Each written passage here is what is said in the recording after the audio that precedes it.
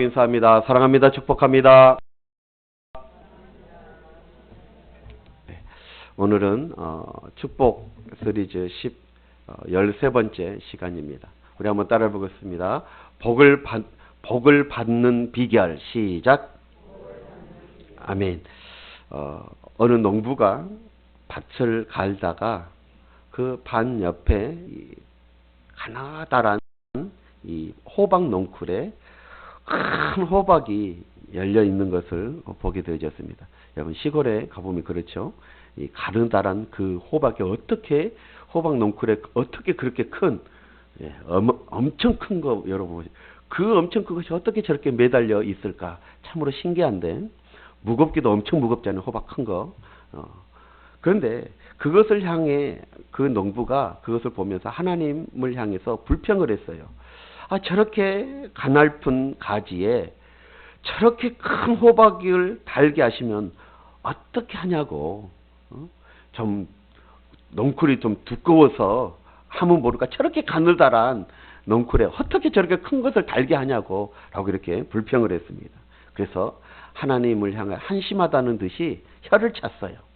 그리고 나서 그 농부가 이제 호두밭으로 이제 갔어요.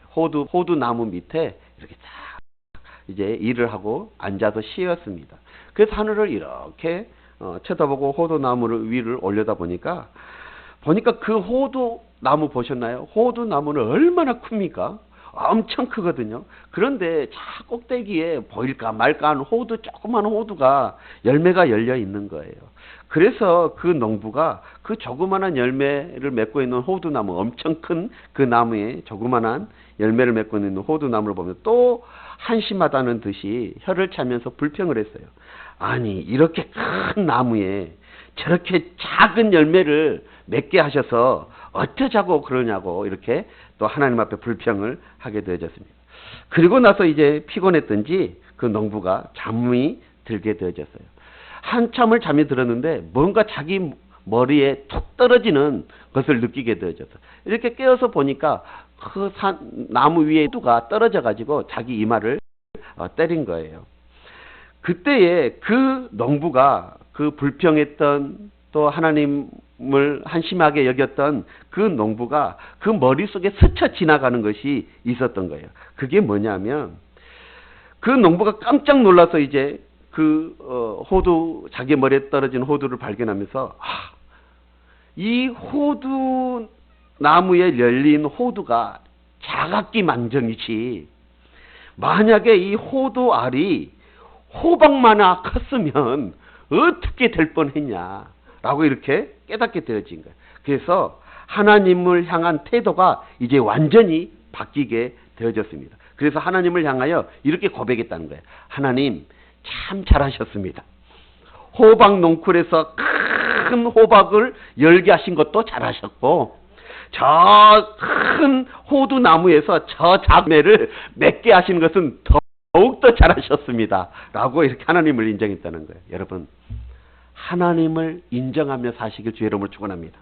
하나님께서는 우리 인간에게 가장 선한 길로 인도하시는 분이 바로 우리 하나님이십니다. 오늘 이 본문에 보면 우리가 살펴보는 이 본문은 잠언서입니다.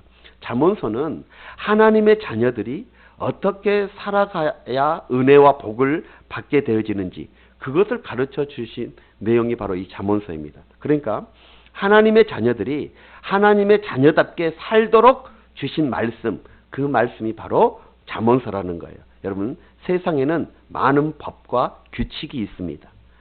나라에는 국법이 있습니다. 그리고 각 단체마다 규약이라는 게 규칙이라는 것이 있습니다. 우리가 경기를 할 때 어떤 운동 경기를 할 때도 규칙이 있습니다. 법칙이 있어요. 룰이 있는 것입니다. 그리고 그것을 반드시 그 법칙을 또한 규칙을 지켜야 하는 것입니다. 오늘 본문 여러분이 읽어보셨지만 5가지 우리가 지켜야 될 하나님의 말씀이 나옵니다. 그러면 그 5가지를 지키면 거기에 따른 하나님의 축복이 또 약속으로 기록되어져 있습니다. 오늘 이 본문을 우리가 살펴보면서 자세히 한번 들여다보면 그리하면이라는 조건이 나오게 되어집니다. 어떻게 해라. 그리하면 내가 어떻게 너희에게 축복하겠다라고 지금 말씀하고 있어요. 이 그리하면을 잘 살펴봐야 합니다. 여러분, 구원은 전적인 하나님의 은혜입니다. 우리의 인간의 행위가 조금도 들어가지 않습니다. 완전히 하나님께서 베풀어 주신 은혜가 바로 구원입니다. 그러나 이 땅에서의 축복은 조건이 붙어 있습니다. 무조건 하나님이 축복해 주신 것이 아닙니다.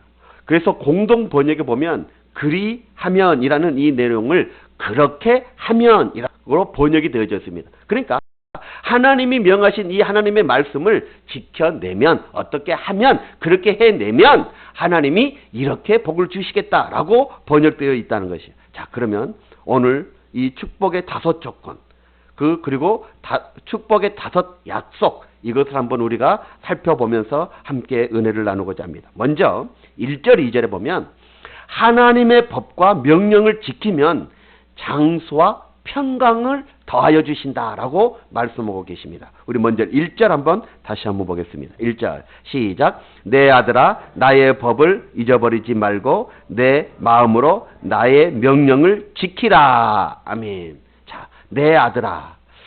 하나님께서 지금 말씀하시는 내 아들아, 얼마나 다정스러운 말씀입니까? 여러분, 이는 하나님의 자녀된 자, 그리고 천국을 상속으로 받는 자에게 주신 말씀. 내 아들아. 저와 여러분은 누구입니까? 저와 여러분들은 하나님의 자녀인 줄 믿습니다. 요한복음 1장 12절에 보면 영접하는 자, 예수 그리스도를 영접하는 자, 곧 그 이름을 믿는 자, 예수 그리스도의 이름을 믿는 자는 하나님의 자녀가 되는 권세를 주셨으니. 그러므로 오늘 이 본문의 말씀은 누구에게 주신 것입니까? 하나님의 자녀인 나에게 주신 것입니다. 하나님께서 하나님의 자녀인 나에게 축복의 조건을 말씀하시고 그 조건을 이루어낼 때 축복의 약속을 우리에게 주셨다는 것입니다. 사랑하는 성도 여러분, 오늘 본문에서 하나님의 자녀들은 하나님의 무엇을? 법을, 명령을 지키라라고 말씀하고 있어요. 우리 1절 한번 다시 한번 보세요. 내 아들아 나의 법을 잊어버리지 말고 내 마음으로 나의 명령을 지키라. 자, 여러분, 이는 곧 하나님의 말씀을 지키라는 것이죠. 그런데 하나님의 말씀을 법으로 표현하였을까요? 여러분, 법은 표준입니다. 하나님의 표준을 잊어버리지 말라는 거예요. 지금 그것을 말씀하고 있어요. 여러분, 우리들의 표준은 무엇입니까? 성경입니다. 성경은 믿음의 표준입니다. 성경은 그리스도인들이 살아가는 생활의 표준이 바로 성경입니다. 그러므로 우리는 이 말씀을 지켜야 되는 것입니다. 그런데 오늘 본문 1절을 자세히 한번 살펴보십시오. 잊어버리지 말라는 거예요. 여기서 잊어버리지 말라는 것은 뭐냐면 기억력이 부족해서 오는 그런 망각을 뜻하는 것이 아닙니다.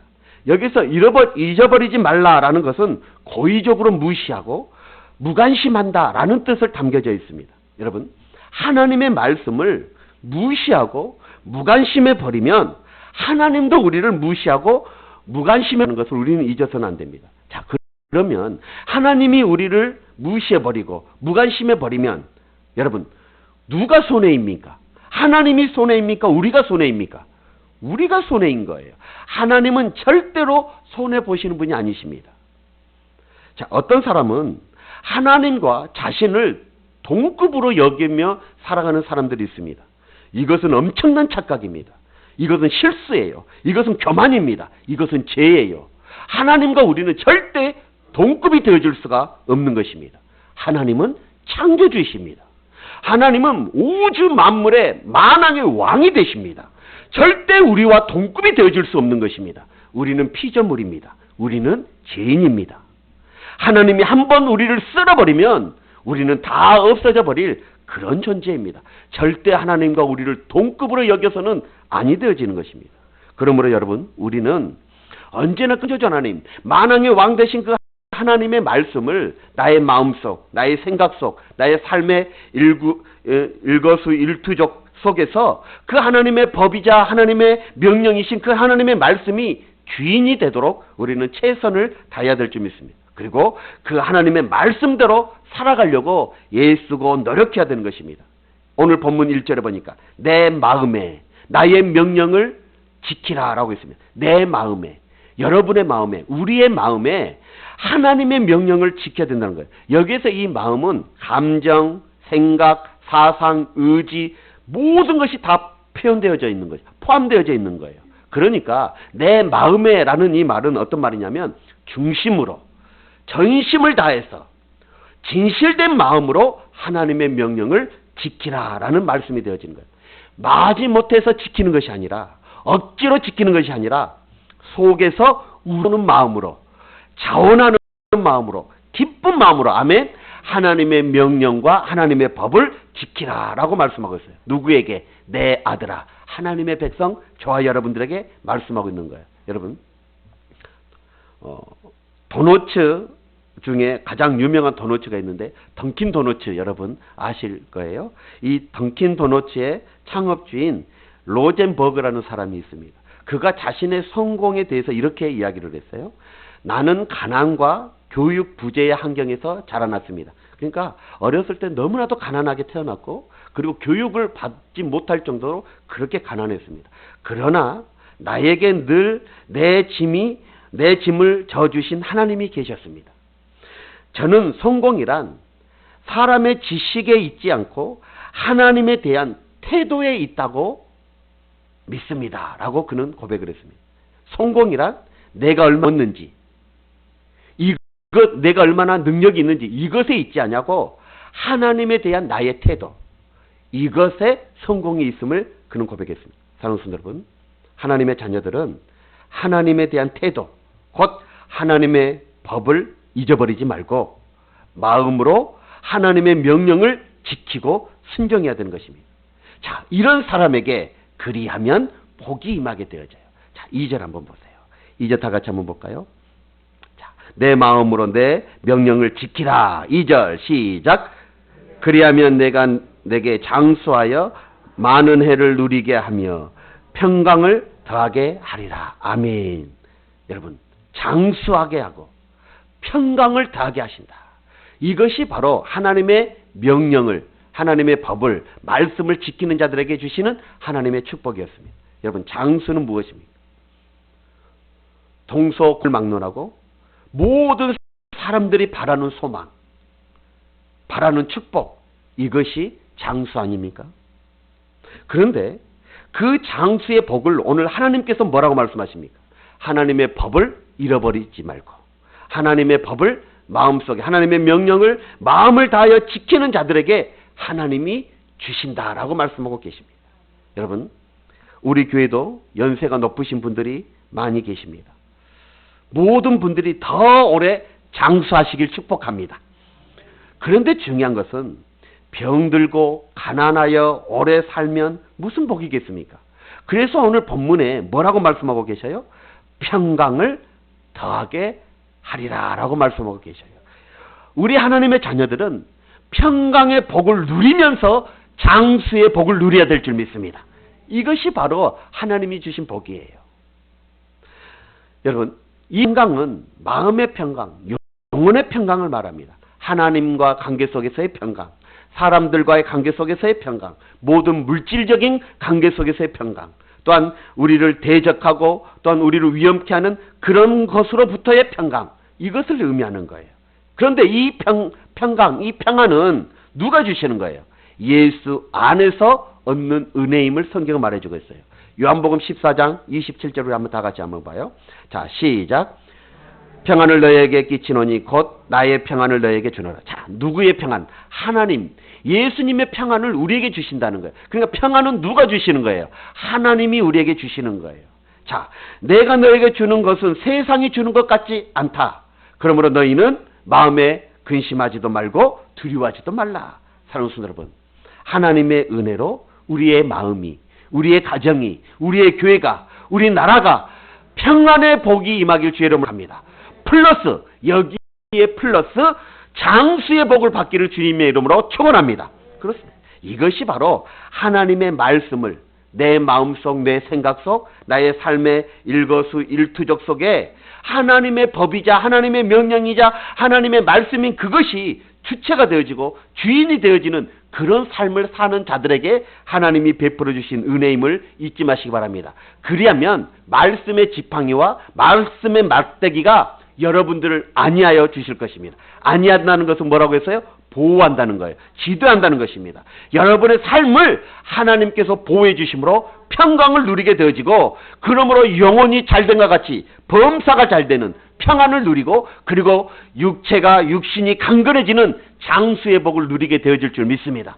여러분, 오늘 또 주시는 하나님의 이 말씀, 이 명령, 이 법, 이것을 지키도록 늘 힘쓸 수 있는 성도님들이 되시길 주 여러분. 두 번째로는 이 3절 4절 한번 보십시오. 인자와 진리를 마음판에 새기면 은총과 존귀를 얻게 하신다. 은총과 존귀케 하여 주신다라고 말씀하고 있습니다. 우리 먼저 3절 한번 볼까요? 3절 다 같이 시작. 그것을 내 목에 멜며 내 마음판에 새기라. 그리고 4절에 보니까 그리하면 하고 복이 나와져 있어요. 3절은 조건입니다. 어떻게 하면 하나님과 사람 앞에 은총과 존귀 여김을 받을 수 있을까? 여러분, 은총과 존귀 여김을 받는 것이 복 아니겠습니까? 인정받고 칭찬받고 존귀 여김을 받는 것이 복입니다. 자, 그렇게 하기 위해서는 어떻게 해야 되느냐? 바로 3절이 그 조건입니다. 이렇게 하면 하나님께서 사람 앞에서, 하나님 앞에서 존귀 여기게 해주신다는 거예요. 여러분, 그런데 3절에 보니까 인자와 진리. 여러분, 인자는 헤세르라는 단어인데 이것은 폭넓은 주님의 사랑을 의미합니다. 아가페 사랑을 말하는 것입니다. 한마디로 주님의 사랑을 잘 간직하라는 거예요. 그리고 그 주님의 사랑을 잘 나타내라는 것입니다. 그렇게 하면 하나님께서 귀하게, 존귀하게 여겨주시겠다는 거예요. 그리고 진리는 우리가 일반적으로 아는 하나님의 말씀을 가리킵니다. 그런데 또 한 가지 의미가 있어요. 이건 뭐냐면 진실, 정직, 올바른 삶, 이것을 의미하는 것입니다. 이것들을 어떻게 하라는 거예요? 3절에 보니까 우리에게서 떠나지 말게 하라 라고 지금 말씀하고 있어요. 사랑하는 여러분, 우리는 절대 하나님의 사랑을 저버려서는 안 됩니다. 우리는 절대 하나님의 말씀을 떠나서는 아니 되어지는 것입니다. 그리고 우리는 절대 진실된 삶, 정직한 삶, 이것을 저버려서는 아니 되어지는 것입니다. 여러분, 요한계시록 보면 7교회가 나오는데 에베소 교회는 이 사랑을 저버려서 책망을 받았습니다. 그리고 버가모라는 그런 교회는 진리를 저버려서 이 하나님의 진리를 저버리고 발람의 교훈을 따르다가 책망을 받았습니다.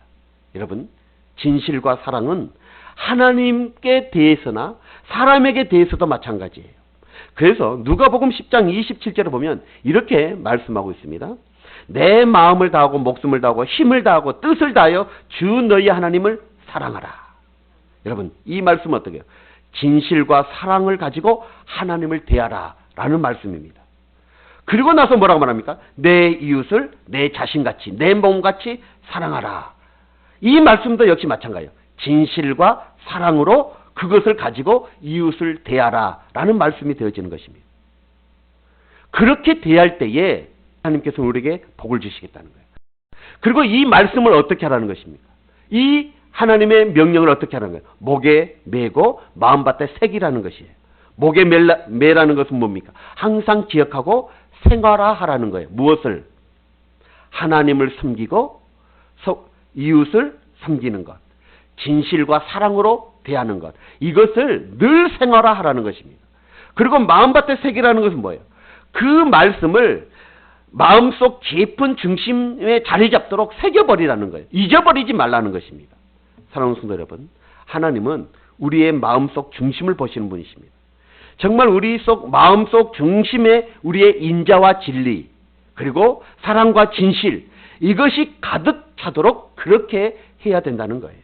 그렇게 하면, 그리하면 복이 임하는데 그 복이 어떤 복이냐? 자, 4절 한번 보시죠. 4절 다 같이 시작. 그리하면 내가 하나님과 사람 앞에 은총과 존귀 여김을 받으리라. 아멘. 자, 은총을 받는다는 의미는 무엇일까요? 그건 바로 사랑을 받는다는 거예요. 그러니까 우리가 그렇게 하나님을 진심으로 대하고 진심으로 섬기고 진심으로 사랑하면 어떻게 되냐? 하나님의 사랑, 은총을 받게 되어지고 또 사람들에게도 은총과 존귀함을 받게 되어진다는 거예요. 여러분, 존귀함이 무엇입니까? 귀하게 여기다, 칭찬받다, 가볍게 여기다 라는 의미가 담겨져 있습니다. 여러분, 미움받는 인생이 행복한 인생입니까? 아니면 사랑받는 인생이 행복한 인생입니까? 어디를 가든지 존귀하게 여기고 칭찬받고 가볍게 여김을 받는 인생이 행복할까요? 아니면 어디 가는 곳마다 비난받고 무시당하는 그런 인생이 행복할까요? 어떤 것이 복 있는 것일까요? 그렇습니다. 내가 바보지요. 정말 존경받고 존귀함을 여기는 것, 이것이 복 아니겠습니까? 그것이 행복 아니겠습니까? 그런데 그 비결을 주님께서 가르쳐 주셨어요. 어떻게 해요? 하나님을 진심으로 사랑하는 것, 이웃을 진심으로 대하는 것, 이것이 바로 정직하게 대하고 진실로 대하고 옳게 살아가는 것, 이것이 바로 존귀함을 받는 방법임을, 비결임을 우리에게 가르쳐주고 있어요. 여러분, 주머니에 돈 1,000원짜리 넣을 때는 어때요? 편안한 대로 아무데나 집어넣어요. 1,000원짜리. 그렇죠. 그냥 이쪽 호주머니에 넣었더니 이쪽은 막 아무데나 집어넣잖아요. 그런데 여러분, 1,000만원짜리 수표가 생겼다고 여러분 생각해 보십시오. 그러면 아무데나 집어넣습니까? 아무데나 꾸겨서 여러분 그 1,000만원짜리 수표 집어넣습니까? 그렇지 않아요. 왜요? 1,000만원의 가치가 있기 때문이요. 그것을 어때요? 귀하게 여겨요. 그래서 쫙 접어서 어디에 몰래 숨겨놓든지 아니면 지하 넣어서 놓든지 1,000원짜리처럼 그렇게 관리하지 않습니다. 무엇을 말하고 있어요? 하나님께서 우리를 그렇게 존귀하게 여기신다는 거예요. 우리 모두 하나님께로 또한 사람에게서 사랑받고 칭찬받는 그런 존귀한 삶을 살아가시길 주의 이름으로 축원합니다. 멸시받고 무시당하고 또한 비난받고 미움받는 것이 아니라 칭찬받고 사랑받고 인정받으시길 주의 이름으로 축원합니다. 그러기 위해서 어떻게 해야 되느냐? 하나님의 말씀대로 살아가야 됩니다. 진실되게, 정직하게, 올바르게 살아가야 되는 것입니다. 그리고 그러한 삶이 생활화되어야 되는 거예요. 마음밭에 새겨야 되는 것입니다. 그리하면 하나님께서도 사랑해 주시고 또한 사람들에게도 사랑받는 복 있는 인생 살아가게 되어질 줄 믿습니다. 자, 세 번째로는 오늘 5절과 6절에 보면 하나님을 믿고 의지하라. 그리하면 내 길을 지도하신다라고 말씀하고 있어요. 자, 우리 5절 한번 볼까요? 5절 다 같이 시작. 너는 마음을 다하여 여호와를 신뢰하고 내 명철을 의지하지 말라. 6절 너는 범사의 그를 인정하라. 그리하면 아멘. 그리하면 내 길을 지도하시라. 여기에서 내 길이란 모든 인생의 길을 말해주고 있는 것입니다. 여러분, 세상은 우리가 믿을 만한 것이 되지 못합니다. 여러분 주위에, 우리 주위에 일어나는 사건 사고들을 보십시오. 얼마나 무섭습니까? 얼마나 위험합니까? 그렇게 믿었던 사람이 뒤통수 치고 그렇게 의지했던 사람이 배반하는 그런 세상이 지금 우리가 살아가고 있는 세상 아닙니까? 여러분, 이스라엘 백성들이 심심하면 하나님을 원망하고 불평하고 하나님의 명령을 떠났습니다. 그로 인해 하나님께서는 그 이스라엘 백성들을 징계하셨습니다. 여러분, 이러한 현상이 왜 일어나는 것일까요? 그것은 바로 사람들은 당장 눈에 보이는 현실, 그 현실이 어렵고 힘드니까 현실만 보고 믿음의 세계, 영적인 세계를 보지 못하기 때문인 것입니다. 오늘 하나님께서 말씀하고 계세요. 하나님은 여호와를 신뢰하라. 내 명철을 의지하지 말라 라고 말하고 있습니다. 여호와를 신뢰하라 라는 이 말은 무슨 말이냐면 어떤 대상을 전적으로 의지해서 나의 몸을 완전히 기댄다 라는 의미를 담고 있어요. 그러니까 여호와를 신뢰한다는 것은 완전한 의탁, 맡겨버리는 거예요. 완전한 의지, 그를 완전히 의지해버린다는 뜻을 가지고 있습니다. 여러분, 이러한 자세는 어떻게 이루어질 수 있느냐? 우리의 인생의 인도자 되신 하나님을 확신한 것입니다. 그리고 나의 모든 삶의 영역을 그 하나님께 맡겨버리는 거예요. 이게 바로 여호와를 신뢰하라라는 의미 속에 담겨져 있는 것입니다. 여러분의 자녀, 여러분의 직장, 여러분의 삶의 모든 영역, 이것을 다 하나님께 맡겨버리는 거예요. 이게 바로 신뢰인 거예요. 또 여기에서 신뢰한다는 것은 기대다는 의미를 담고 있어요. 여러분 옛날 시골에 가면 지게 보셨나요? 지게가 바로 혼자서 설 수 있어요, 없어요? 없어요. 그래서 지게를 세울 때는 어떻게 해요? 짝대기로, 죄송합니다. 짝대기가 지팡이, 막대기 이렇게 해야 돼. 젤라도 사람이라. 짝대기를 가지고 이 지게를 받치잖아요. 그러면 지게가 딱 서 있어요. 여기서 이 지게는 어떻게 해요? 그 막대기에 기대는 거예요. 이것이 신뢰하다는 거예요. 이 막대기를 전적으로 자기의 모든 것을 맡겨버리는 거예요. 이것이 바로 신뢰라는 의미가 되어지는 거예요. 사랑하는 성도들, 이게 무슨 말이냐면 우리의 삶의 모든 영역을 전폭적으로 하나님 앞에 그렇게 딱 맡겨버리는 거예요. 기대버리는 거예요. 그것이 신뢰예요. 그렇게 하면 하나님께서 우리의 인생을 지도해 가신다는 거예요. 하나님이 인도해 가시면, 하나님이 지도해 가시면 완전한 거예요. 완벽한 거예요. 여러분, 하나님께 기대십시오. 그것이 가장 안전합니다. 하나님은 우리의 의지가 되십니다. 하나님은 우리의 버팀목이 되어 주십니다. 자, 그런데 여호와를 어떻게 의지하라? 오늘 본문 한번 보세요. 자, 3절 한번 4절 한번 보실까요? 5절 한번 보실까요? 5절 다 같이 5절 시작. 너는 마음을 다하여 여호와를 신뢰하라. 마음을 다하여 라고 말하고 있어요.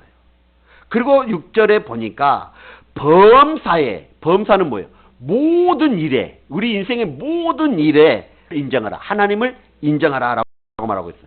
자, 이 말씀을 모세는 신명기 6장 5절에 이렇게 말합니다. 내 마음을 다하고 성품을 다하고 힘을 다하여 내 여호와, 하나님 여호와를 사랑하라 라고 말하고 있는 것입니다. 여러분, 다시 말하면 무슨 말이냐? 하나님을 진심으로 사랑할 때 신뢰할 수 있어요. 의지할 수 있고 인정할 수 있고 맡길 수 있는 것입니다. 내 명철을 의지해서는 안 돼요. 자기 명철을 의지하지 말라라고 지금 말씀하고 있어요. 5절에. 여러분, 내 명철을 의지하지 말라. 이건 뭐예요? 하나님을 신뢰하지 않고 자기 꾀, 자기 지식을 판단의 기준으로 삼는다는 의미가 되어지는 거예요. 자기 주장이 옳다고 자기 생각대로 살아가는 사람들을 말해주고 있는 것입니다. 자기의 작은 머리로 이해되어지는 하나님만 믿으려고 하는 그런 사람을 말해주고 있는 것입니다. 여러분, 세상이 이 작은 머리 속에 다 들어갑니까? 하나님이 이 작은 다 담겨지신 그런 분이십니까? 여러분, 참으로 어리석은 사람들이 세상에는 많습니다. 노아 시대를 보십시오. 그 많은 사람들이 자기 명철만 의지하다가 어떻게 됐습니까? 다 심판받았습니다. 그러므로 우리는 어떻게 해야 됩니까? 우리가 해야 할 일은 6절에 범사에 그를, 여호와 하나님을 인정하는 것입니다. 하나님으로 인정하는 것, 이것이 바로 신앙의 기본입니다. 여러분들은 하나님을 하나님으로 인정하십니까? 하나님을 창조주로 여러분 인정하십시오. 하나님을 구세주로 인정하십시오. 하나님을 사랑의 아버지로 인정하십시오. 그 분은 능치 못함이 없으신 분으로 인정하시길 바랍니다. 이것이 신뢰하는 거예요. 여호와를 신뢰하고 범사에 그를 인정하는 것, 그것이 믿음입니다.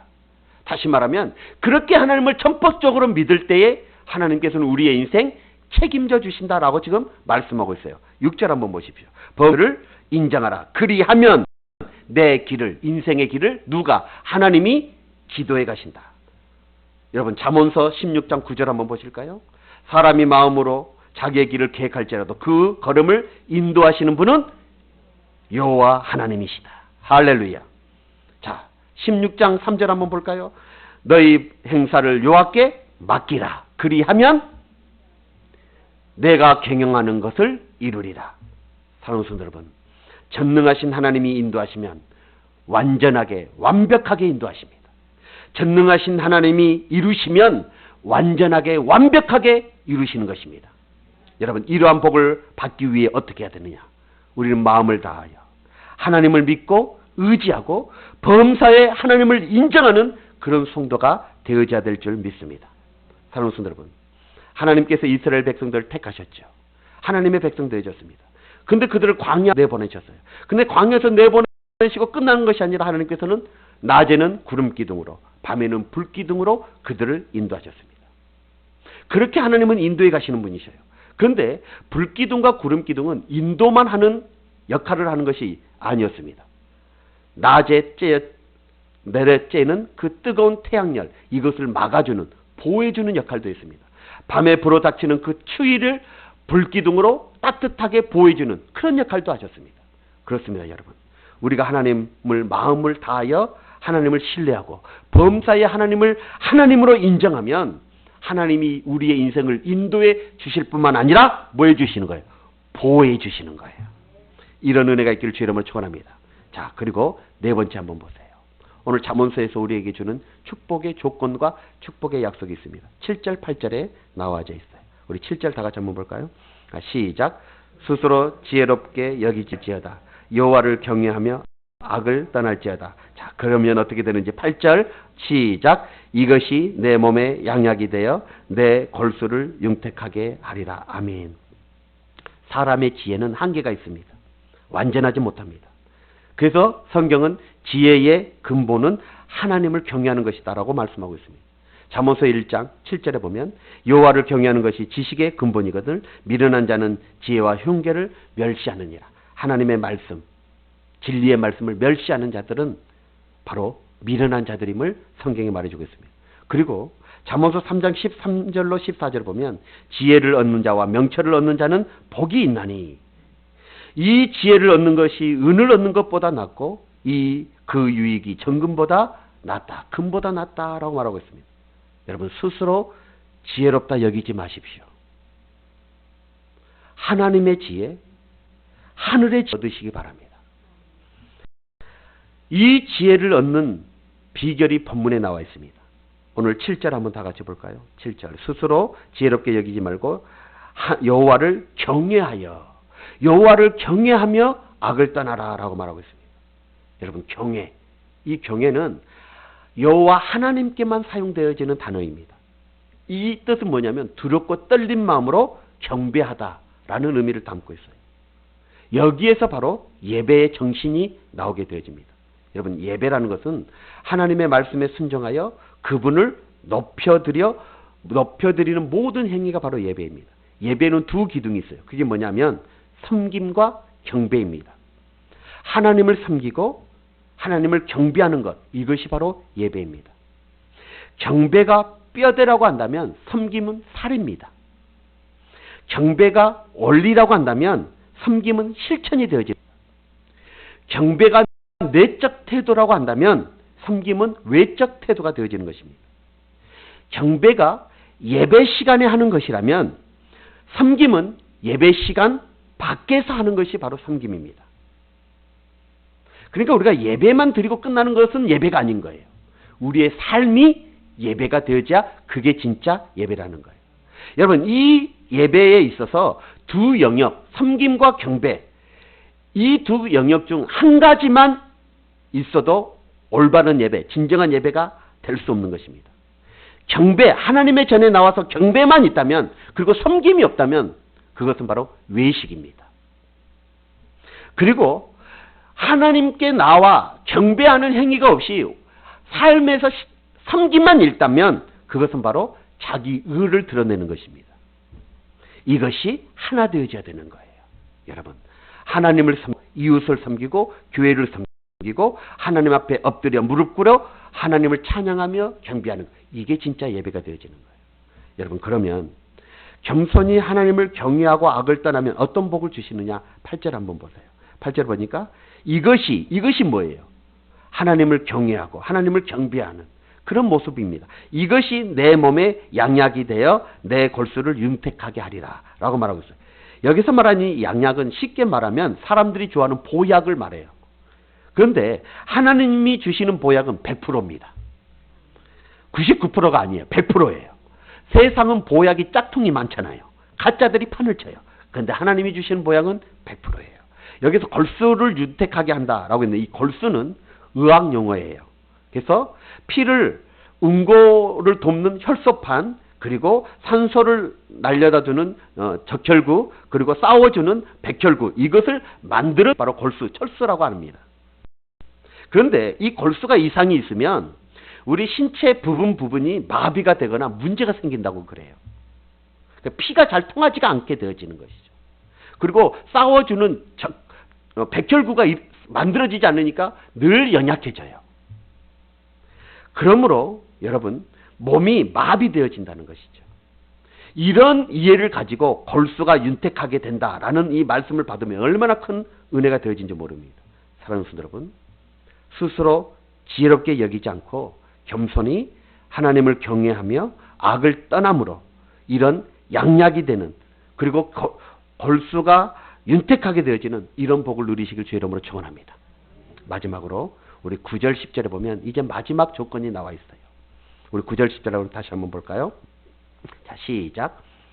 내 재물과 내 소산의 처음 익은 열매를 요하를 공개하라. 또 10절에 보니까 그리하면 내 창고가 가득 차고 내 포도주 틀에 새 포도주가 넘치리라. 아멘. 여러분, 오늘 우리도 예배 시간에 아마 헌금을 드리는 그런 시간이 있을 것입니다. 우리가 드려지는 이 물질은 피와 땀과 눈물이 담겨져 있습니다. 그렇죠. 정성이 담겨져 있는 것입니다. 어떤 때는 이 물질, 돈을 벌기 위해서 모욕도 당합니다. 이 돈을 벌기 위해서 어느 때는 목숨도 내어 걸 때도 있습니다. 그러므로 우리가 그 물질을 하나님 앞에 드린다는 것, 그것은 곧 하나님을 가장 귀하고 존귀하게 여긴다는 것. 다시 말하면 내 눈물, 내 땀, 내 피를 하나님 앞에 드린다는 고백이 되어지는 것입니다. 자, 그런데 오늘 본문에 보니까 그 처음 익은 열매를 드리라 라고 말하고 있습니다. 처음 익은, 이건 뭐예요? 하나님, 처음 것은 제일주의, 하나님 제일주의, 하나님 중심의 삶을 살아가라 라는 말씀이 되어지는 것입니다. 남주기 정말 아까운 것이 뭐예요? 처음이에요. 처음 거예요. 처음 것은 남주기도 아까워요. 그런데 그것을 하나님 앞에 드릴 수 있는 그런 믿음, 그런 마음이 있어야 된다는 거예요. 여러분, 처음 것에 대한 마음, 최고의 마음, 그 마음이 하나님을 향하여 있어야 됨을 말해주고 있는 것입니다. 처음 것을 하나님 앞에 드릴 수 있는 마음만 있다면 나머지 모든 것도 하나님 앞에 드릴 수 있는 거예요. 그래서 오늘 본문에 처음 익은 열매로 요하를 공경하라 라는 이 말은 무슨 말이냐? 가장 먼저 하나님을 생각해라. 가장 우선순위로 하나님을 생각하고 공경할 수 있는 그런 믿음을 가져야 된다라고 지금 말씀하고 있어요. 여러분, 가끔 보면 마저 드리는 분들이 계십니다. 억지로 의무감 때문에 드리는 그런 분들도 있습니다. 하나님은 그것을 요구하지 않으십니다. 하나님은 즐겨내는 것, 자원함으로 내는 것, 기쁨으로 감사함으로 내는 것을 원하십니다. 그래서 고린도후서 9장 7절에 보면 인색함으로나 억지로 하지 말지니 하나님을 즐겨내는 자를 사랑하시느니라 라고 말씀하고 있습니다. 또 어떤 분들은 안 내면 하나님이 벌하실까 봐 징계가 두려워서 내는 분들도 있어요. 여러분, 하나님은 우리에게 두려운 존재가 아닙니다. 두려운 신이 아니에요. 하나님은 사랑의 아버지가 되십니다. 그리고 그 사랑의 아버지를 섬김으로 우리는 감사함으로 드려야 되는 거예요. 또 어떤 분들은 기분에 따라 드린 분들이 있어요. 또 어떤 분들은 다른 사람과 비교해서 체면 세우려고 그런 식으로 드리는 분들이 있습니다. 그건 옳지 않으세요. 여러분, 고린도후서 8장 1절에 보면 이 고린도 교회가 환난이 많았고 정말 시련과 극심한 가난 속에서도 넘치는 기쁨으로 하나님 앞에 풍성한 연보를 했다라고 기록되어져 있습니다. 그리고 하나님께서, 예수님께서 그 생활비 전부인 두렙돈을 드린, 동전 뭇잎 드린 그 가부의 두렙돈을 가장 귀하게 여기셨던 것입니다. 무엇을 보셨기 때문이에요? 그의 마음을 보셨기 때문이에요. 그의 마음에, 그 두렙돈, 동전 뭇잎에 그의 마음이 담겨져 있었어요. 그의 눈물이, 그의 땀이, 그의 전부가 담겨져 있었어요. 그것을 보신, 그 중심을 보신 주님께서 그것이 가장 귀하다고 말씀하신 거예요. 여러분, 이런 내용에서 오늘 이 말씀을 살펴봐야 되는 거예요. 하나님이 내 재물과 내 소산물의 처음 익은 열매로 여호와를 공경하라. 그리하면 내 창고가 가득 차고 내 포도주 틀에 새 포도주가 넘치리라. 이렇게 구별하여 하나님 앞에 드려지면 넘치는 축복을 주시겠다는 거예요. 차고 넘치는 그런 축복, 풍성한 축복을 주시겠다는 거예요. 여러분, 그 풍성한 축복을 누리실 수 있는 성도님들이 되시길 주의 이름으로 축원합니다. 자, 그런데 어떤 분들은 어떻습니까? 자기만 윤택하면 된다라는 식의 사고를 가지고 있습니다. 그래서 주변 사람들에게도 인색하고 하나님께 드리는 것도 더 인색하는 모습을 보게 되죠. 그러니까 자기도 어려울 수밖에 없는 거예요. 자기도 궁핍을 느낄 수밖에 없는 거예요. 왜요? 하나님이 주시지 않으니까. 생각을 바꿔야 되는 것입니다. 하나님 앞에 풍성히 드리고, 여러분 한번 생각해 보시죠. 궁핍하게 사는 것이 좋을까요? 아니면 하나님 앞에도 풍성히 드리고 이웃에게도 넉넉히 베풀고 자기도 윤택하게 사는 것, 이것이 복일까요? 여러분 한번 생각해 보세요. 오직 자기만 생각해서 자기의 윤택만 위해서 남에게도 베풀지 않냐고 인색하고 하나님께도 드리지 않냐면 하나님께서 그 공급의 길을 막아버리시기 때문에 자기에게도 들어오지. 그러면 궁핍할 수밖에 없는 거예요. 그런데 하나님께 문이 열리고 이웃과의 문이 열려서 풍성해지면 자기도 풍성해지는 거예요. 이것이 비밀이에요. 그런데 이것을 깨닫지 못하고 있더라는 거예요. 여러분, 이 비밀, 이 원리, 이 진리를 깨달으시기 바랍니다. 그래서 정말 오늘 본문의 말씀처럼 여러분의 창고가 차고 넘치는 그런 놀라운 축복의 역사가 있기를 주의 이름으로 축원합니다. 말씀 결론입니다. 오늘 이 잠언서를 통해서 복을 받는 비결을 하나님께서 우리에게 말씀해 주셨습니다. 장차 이 5가지의 조건을 하나님은 내거셨습니다. 너희가 이렇게 하면, 그리하면 내가 이러한 복을 주시겠다라고 하나님은 약속하셨습니다. 여러분, 다시 한번 제가 말씀드릴 때 이 말씀을 새기시고 그렇게 살아내므로 여러분 놀라운 축복을 누리는 여러분의 남은 생애가 되시기 바랍니다. 첫째는 하나님의 법과 명령을 지키면 장수와 평안을 더하여 주신다라고 말씀했습니다. 두 번째로는 인자와 진리를 마음판에 새기면, 그리고 그렇게 살아내면 은총과 존귀히 여김을 받게 되어진다 라고 말씀했습니다. 세 번째로는 하나님을 믿고 의지하면 신뢰라는 단어를 나왔습니다. 신뢰하고 모든 삶 가운데 하나님을 인정하면 하나님께서 우리의 인생의 모든 길을 인도해 주시고 지도해 주시고 그리고 보호해 주신다라고 말씀드렸습니다. 자, 네 번째는 뭐였습니까? 스스로 지혜롭게 여기지 말라. 우리는 지혜로운 존재가 아닙니다. 오직 지혜는 하나님께 받는 거예요. 그 지혜를 높게 사는 것이 복된 삶을 사는 비결입니다. 그리고 너 지혜롭게 여기지 말고 악에서 떠나면 어떻게 되느냐? 그것이 몸의 양약이 되어지고 골수를 윤택하게 한다라고 말씀을 드렸습니다. 그리고 마지막에 처음 열매로 공경하라. 하나님을 가장 먼저 우선순위로 우리의 삶의 가운데 여기라. 이런 믿음이 있어야 된다. 그렇게 되어지면 창고가 차고 넘치는 복을 받는다라고 말씀드렸습니다. 이런 복을 누리는 우리 성주교회 모든 성도들 되시길 주님의 이름으로 축원합니다. 기도하겠습니다. 사랑과 은혜의 하나님 감사합니다. 오늘 주신 말씀 마음에 새겨 우리의 남은 생에 정말 복된 인생 살아가게 하여 주옵소서. 우리 성도들의 창고가 차고 넘치는 역사가 있게 하여 주옵소서. 몸에 양약이 되고 골수가 윤택해지는 그런 축복을 누리게 하여 주옵소서. 우리 인생의 모든 길을 우리 주님께서 인도해 가시고 보호해 주시는 축복을 누리게 하여 주옵소서. 그리고 사람에게 인정받고 또 하나님 앞에 존귀함을 얻는 그런 성도들 되게 하여 주시고, 그리고 장수하고 평강 가운데 장수하는 축복을 누리는 성도들 되게 하여 주옵소서. 함께 하실 줄 믿사오며 우리 주 예수 그리스도 이름으로 간절히